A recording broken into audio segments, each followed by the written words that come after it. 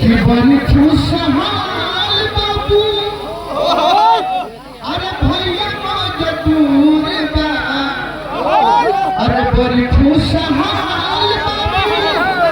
अरे भैया मजदूर बा और चाचा के ना बुझत दूर दूर दीपू भैया के ना बुझत दूर दूर चलिए अपना बढ़िया आपका चली बात नहीं है लेकिन कैसा का बात हम कहते हैं भैया खाती आराम से भाई पीछे हो जाओ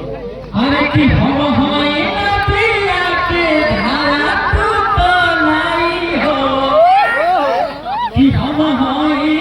पिया के धारा तू तो नहीं हो सहारा खाती कुछ हो जाई हमारा भाई हो सहारा खाती कुछ हो जाई हमारा भाई हो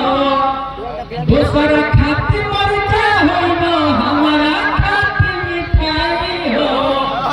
कि दूसरा खाती मर जाओ ना अरे हमारा खाती मिठाई हो सहारा खाती कुछ हो जाई हमारा भाई हो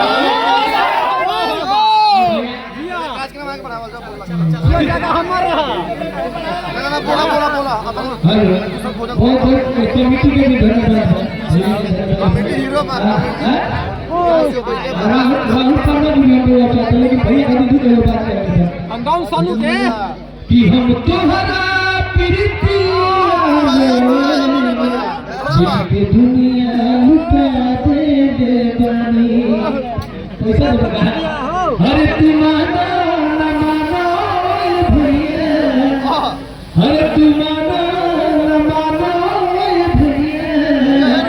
तुम किया तुम बना दे